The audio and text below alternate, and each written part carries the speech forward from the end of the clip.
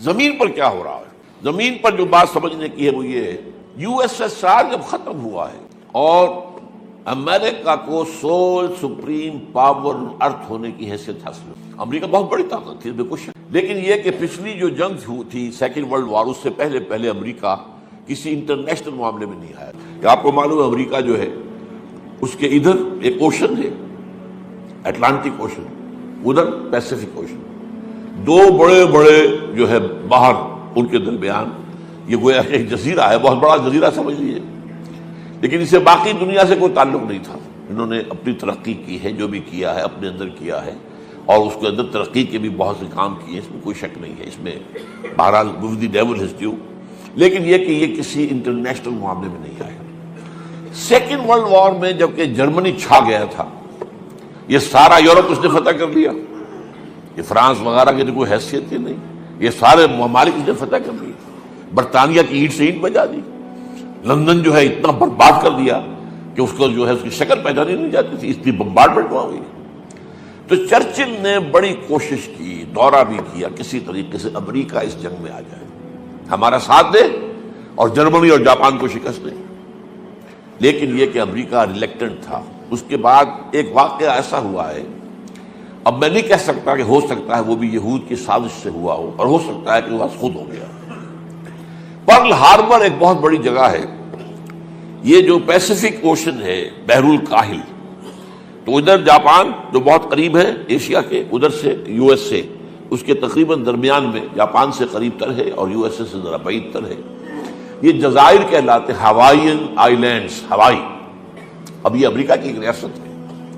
یہاں ایک بہت بڑی بندرگاہ پرل ہاربر، وہاں انگریزوں کا بہت بڑا اڈا تھا، نیوی بیس، بہت بڑا، اس پر جاپانیوں نے اچانک حملہ کیا وداؤٹ اینی وارننگ، اور ان کے جہاز غرق کر دیے، ان کے بے شمار لوگ ختم ہو گئے، بربادی، تباہی، بہت بڑی تباہی آ گئی۔ اس کے نتیجے میں یہ شیر جو اپنے کچھار میں سویا ہوا تھا یہ اٹھا، اب ظاہر بات ہے کہ اسے میدان میں وہ نکلنا پڑا۔ اس کے بعد پاسا پلٹ گیا، انہوں نے امریکہ جب جنگ کے اندر آ گیا سیکنڈ ورلڈ وار میں، تو جرمنی کا بھی خاتمہ ہو گیا، جاپان کے اوپر تو 2 بم گرائے تھے تو اس کا مرکز اس سے نکل گیا، اللہ اللہ خیر سمجھ۔ اس وقت سے امریکہ جو ہے وہ آیا ہے میدان میں، لیکن اس کے بعد بھی تقریباً نصف صدی تک، 40-45 برس تک امریکہ کا ایک مدعا مقابل سامنے کھڑا تھا، اور وہ یو ایس ایس آر تھا۔ اب جو رشین ریولوشن آیا تھا رشیا کے اندر 1917 میں، اس کے بعد کمیونزم جس تیزی کے ساتھ بڑھا ہے، پورا مشرقی یورپ کمیونسٹ ہو گیا، چائنا کمیونسٹ ہو گیا، آپ کو معلوم لیٹن امریکہ میں کمیونزم پہنچ گیا، کیوبا وہ ابھی تک کمیونسٹ ہے۔ یہ طوفان اس تیزی سے اٹھ رہا تھا کہ امریکہ کو سر توڑ کوشش کرنی پڑی کہ اسے کسی طریقے سے ٹو کنٹین اٹ، اس کا گھیراؤ کرے کس نے، اسی لیے سینٹو بنی، اسی لیے سیٹو بنی، اسی لیے نیٹو بنی، north Atlantic alliance, central Asian alliance, south East Asian alliance. سینٹو سے پہلے بنی تھی بیڈو، مڈل ایسٹ ڈیفنس آرگنائزیشن، اس کے بعد وہ سینٹو بنا۔ یہ پتہ نہیں بہت سے لوگوں کے لیے یہ سارا گریک ہوگا معاملہ، نوجوانوں کے لیے خاص طور پر کہ یہ تاریخ جو ہے وہ اب ان کے سامنے تو نہیں ہے۔ یہ ساری پالیسی، اور یہ بھی نوٹ کر لیجئے، ایک طرف کمیونزم کا سیلاب آ رہا تھا، دوسری طرف فضا کی تسخیر میں رشیا بازی لے گیا، سائنس میں بازی لے گیا۔ سب سے پہلے ایسٹروناٹس جو ہے وہ تو رشین سے جو گئے ہیں فضا کے اندر، خلا کے اندر، فضا نہیں خلا کے اندر، تو امریکہ کام رہا تھا، اور اس کی ساری بھاگ دوڑ اس پر تھی کسی طریقے سے اس طاقت کو نیچا دکھایا جائے، لہذا معاہدے سینٹو اور سیٹو اور نیٹو یہ سب اس لیے تھے to contain U S S are.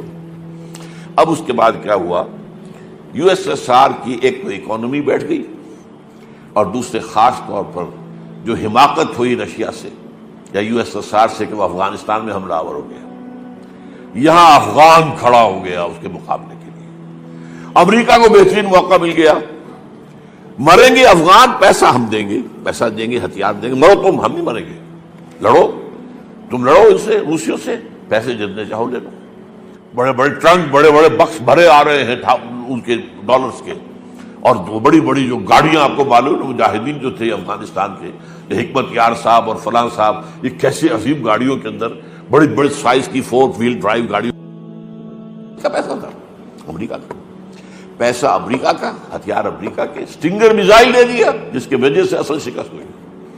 لیکن اس کا نتیجہ یہ نکلا ان 2 فیکٹرز کا کہ یو ایس ایس آر بیٹھ گیا، ختم ہو گیا۔ اب جب یو ایس ایس آر ختم ہو گیا تو اب امریکہ کو سول سپریم پاور آن ارتھ۔ آپ کے علم میں ہوگا کہ اس وقت دنیا کی کل آبادی سمجھی جاتی ہے 6 ارب یعنی 600 کروڑ،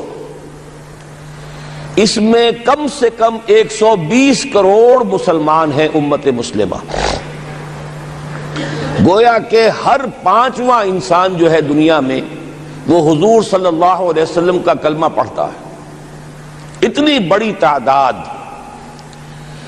اس کے ساتھ ہی کتنا بڑا علاقہ جو ہے اس زمین کا وہ اللہ تعالیٰ نے اس امت کے قدموں تلے رکھا ہے۔ اگر آپ نے نقشہ دیکھا ہو دنیا کا تو آپ کو معلوم ہونا چاہیے کہ شمال میں جو بہت بڑا یہ نظر آتا ہے سائبیریا اور روس کا علاقہ، یہ سب غیر آباد ہے۔ اس طرح شمالی امریکہ میں بھی کینیڈا سے اوپر بڑے بڑے آپ کو بر اعظم سے نظر آئیں گے، یہ سب غیر آباد ہیں۔ جو آباد علاقہ ہے دنیا کا اور جو زرخیز علاقہ ہے دنیا کا، اس کا کتنا بڑا حصہ ہے کہ جو امت محمد صلی اللہ علیہ وسلم کے قدموں تلے۔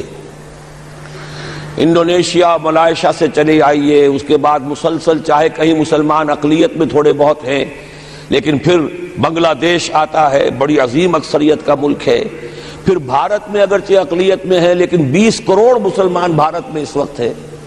پھر جو پاکستان سے شروع ہوا سلسلہ، افغانستان، ایران، چلتے جائیے ادھر ترکستان، چینی ترکستان، روسی ترکستان، پھر آگے چلیے عالم عرب، افریقہ کا پورا شمالی علاقہ، افریقہ کا تقریباً سارا وسطی علاقہ، یہ سب کیا ہے؟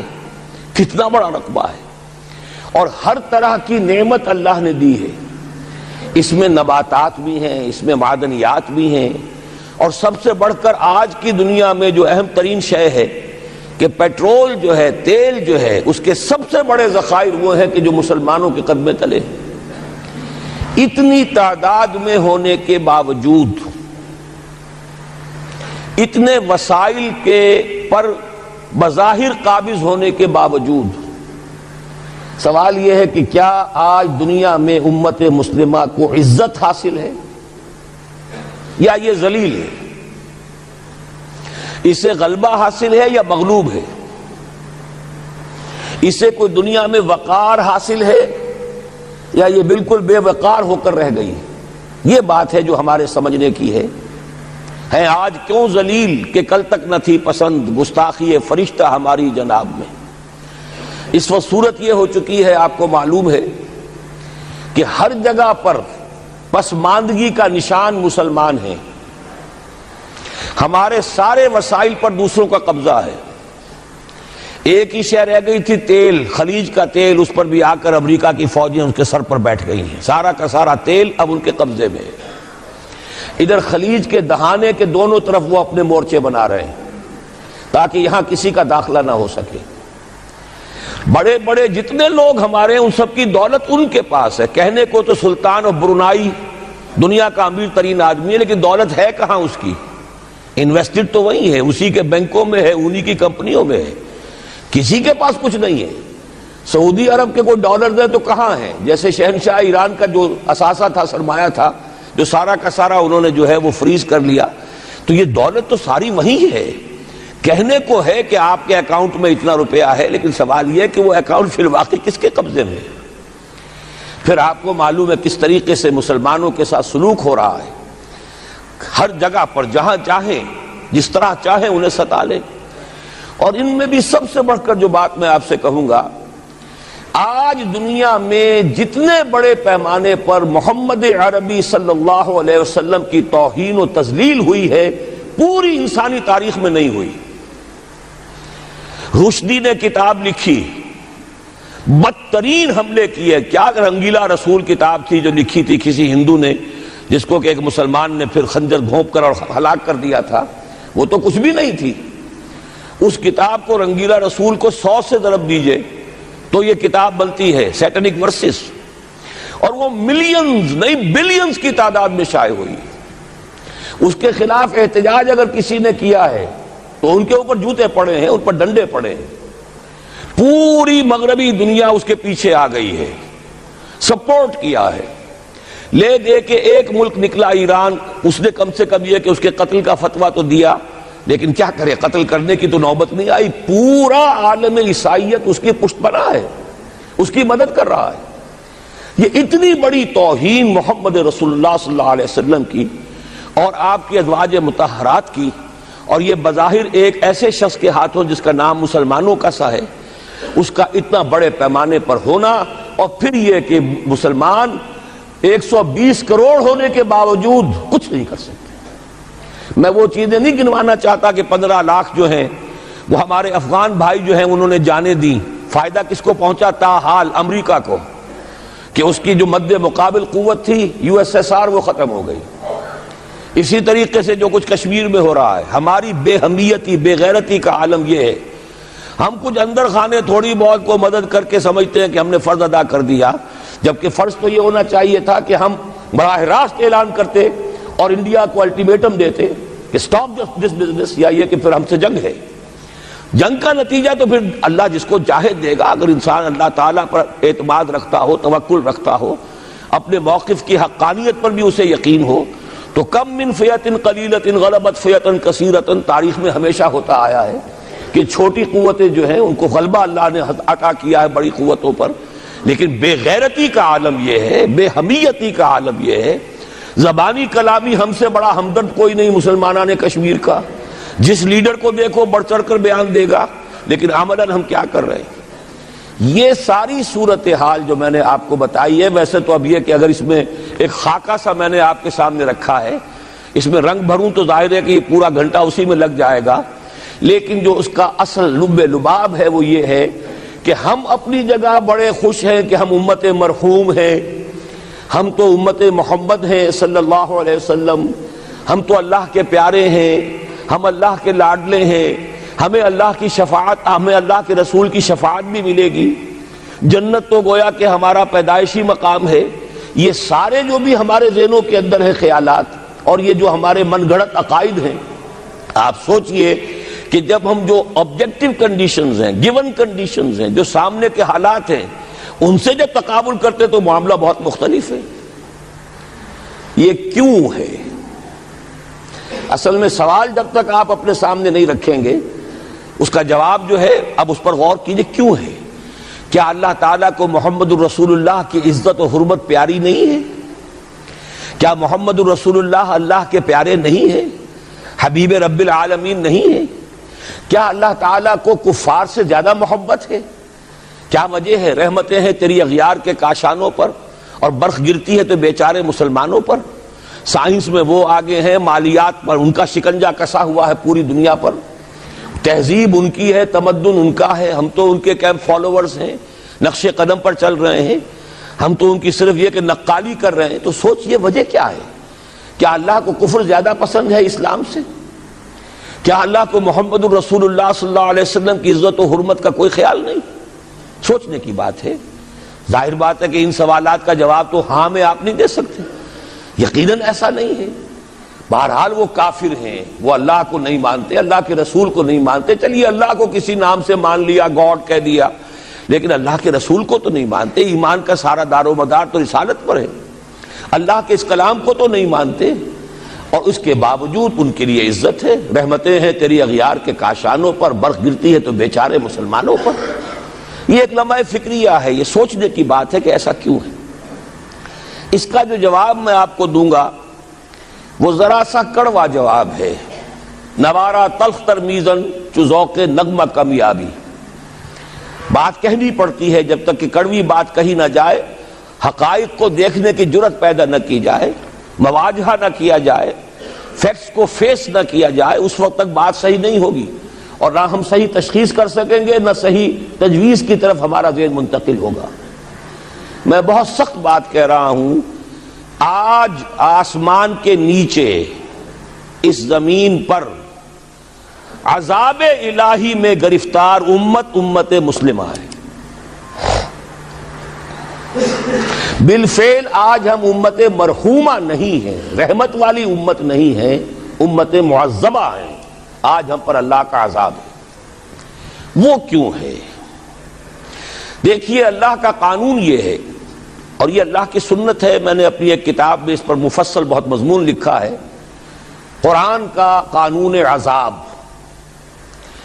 ایک عذاب تو آیا کرتا تھا ان قوموں پر جن کی طرف اللہ رسول بھیجتا تھا، اِنَّا أَرْسَلْنَا نُوحًا إِلَىٰ قَوْمِهِ، اگر رسول کی بات مان لی تو قوم کے لیے بہت خوشحالی ہے، مبارکباد ہے، اللہ کی رحمتوں کے سائے ہیں، اور نہیں مانی تو بربادی ہے، تباہی ہے، خاتمہ ہے۔ پوری قوم نوح غرق کر دی گئی، پوری قوم عاد ختم کر دی گئی، حضرت ہود کو نہیں مانا۔ پوری قوم سمود ختم کر دی گئی، حضرت صالح کو نہیں مانا۔ عمورہ اور صدوم کی بستیاں ختم کر دی گئی، حضرت لوط کو نہیں مانا۔ آل فرعون غرق کر دیے گئے، حضرت موسیٰ کو نہیں مانا۔ مدین کے علاقے کو تباہ کر دیا گیا، حضرت شعیب کو نہیں مانا۔ یہ بات سمجھ میں آ گئی؟ لیکن جب سے نبوت اور رسالت کا سلسلہ ختم ہوا، اس قسم کا عذاب اب دنیا میں نہیں آ سکتا۔ وَمَا كُنَّا مُعَذِّبِينَ حَتَّى نَبْعَثَ رَسُولًا، ایسا عذاب ہم نہیں بھیجتے رہے جب تک کہ رسول کو نہ بھیج دیں۔ رسول آ گیا، اس نے حق کو بیان کر دیا، بات کو کھول کھول کر مبرہن کر دیا، ہر چیز واضح کر دی، کوئی مغالطے کا امکان نہ رہا۔ جاء الحق وزهق الباطل، ہر شے جو ہے دودھ کا دودھ، پانی کا پانی جدا ہو گیا۔ اب بھی جس نے نہیں مانا تو معلوم ہوا اس میں کوئی خیر نہیں ہے، اب خیر کا فقدان ہے۔ تو اس قوم کو جیسے کہ آپ باغ کے اندر جھاڑو دے کر جب بھی کوئی آندھی چلے تو پتے گرے ہوئے ہوتے ہیں، ان پتوں کو ایک جگہ جمع کر کے دیاسلائی دکھا دیتے ہیں تاکہ یہ پتے جو ہیں یہاں پر بدزیبی کا ذریعہ نہ بنے، تو پوری قوم ہلاک، کأن لم یغنوا فیہا، ایسے ہو گئے جیسے تھے ہی نہیں۔ یہ عذاب اب نہیں آئے گا، اس لیے کہ آخری نبی، آخری رسول محمد الرسول اللہ صلی اللہ علیہ وسلم۔ اب آج جو عذاب آتا ہے، دیکھیے کافروں کے لیے عذاب اصل میں آخرت میں ہے۔ دار العذاب، دار الجزا، وہ تو آخرت ہے، یہ تو دار الامتحان ہے۔ اب جو عذاب آتا ہے وہ اس قوم پر جو ہو تو حامل کتاب الہی، شریعت خداوندی کی کسٹوڈین، اللہ کے رسول کی نام لیوا، اس کے ساتھ عشق کا دعویٰ کرنے والی، عمل اس کے برعکس ہو۔ حالانکہ اللہ نے اگر اسے وہ مقام دیا، اللہ نے اس کی طرف رسول بھیجا اور اسے رسول کے امتی بننے کا شرف عطا کیا، اسے اپنا کلام دیا، کتاب دی، اسے اپنی شریعت دی، تو کس لیے دی؟ تاکہ اس پر خود بھی عمل کریں، اسے دوسروں تک بھی پہنچائیں۔ وہ گویا کہ اس روئے ارضی پر وہ امت، وہ قوم اللہ کی نمائندہ قوم ہوتی ہے، ریپرزنٹیٹو ہوتی ہے۔ اے انسانوں، ہمارے پاس ہے تمہارے خالق اور مالک اور پروردگار کا قانون، ہمارے پاس ہے اس کی ہدایت،